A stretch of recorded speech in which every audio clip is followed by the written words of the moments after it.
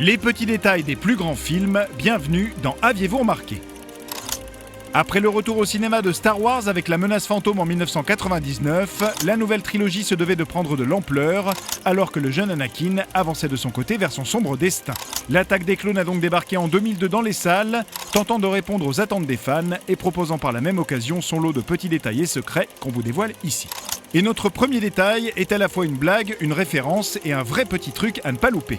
Sur la planète Kamino, à la fin du combat entre Jango Fett et Obi-Wan, on peut voir Fett s'enfuir à bord de son vaisseau. Au moment où celui-ci rentre à l'intérieur, on peut voir et entendre sa tête taper le sas de fermeture.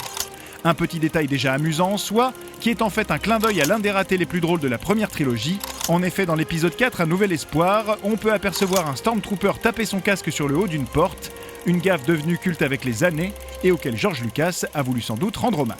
Plus surprenant, Lucas glisse également un hommage à Matrix dans cet épisode 2. Dans la scène du bar sur Coruscant, alors qu'Obi-Wan boit un verre, on croise ce personnage de dealer, renvoyé chez lui par le Jedi. Il est incarné par Matt Doran, le mouse de Matrix, accessoirement inventeur de la célèbre femme rouge qui distrait Neo. Une femme rouge qu'on retrouve elle aussi dans Star Wars, et oui, quelques secondes plus tard, aguichant Anakin. Clin d'œil final, on remarquera que les verres posés sur le comptoir devant Obi-Wan rappellent clairement les pilules bleues et rouges de la saga des Wachowski. Star Wars citant Matrix, voilà un hommage qui ravira les fans de SF. L'épisode 2 ne coupe évidemment pas à la bonne vieille tradition des caméos. Toujours dans la scène du bar, on peut apercevoir Anthony Daniels, l'interprète du célèbre C3PO, à visage découvert donc, et de nouveau Ahmed Best, l'homme derrière Jar Jar Binks, qui était déjà visible dans La Menace Fantôme.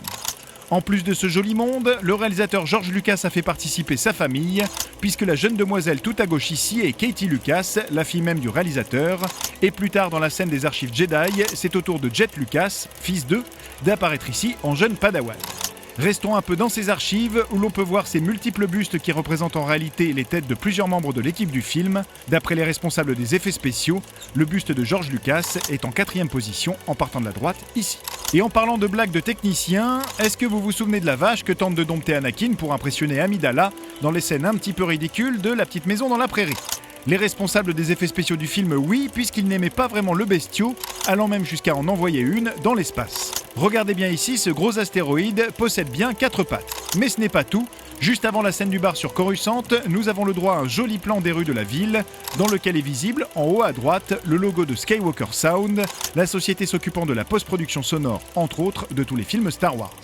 Pour le prochain détail, on reste au même endroit puisque pendant la course-poursuite, parmi le trafic ininterrompu de la capitale, les plus attentifs auront pu apercevoir en bas à gauche, là, un célèbre X-Wing pris en chasse par 3 TIE Fighters. C'est fou. Enfin, les gamers auront remarqué, toujours dans le bar de Coruscant, que les clients jouent sur l'écran ici à gauche au jeu Star Wars Pod Racer sorti sur Nintendo 64, ou encore que pendant cette scène où Anakin parle à Amidala, son ombre dessine les contours du casque de Dark Vador, comme pour annoncer sa transformation future dans le prochain épisode. Mais ça, bien sûr, vous l'aviez remarqué. Non ?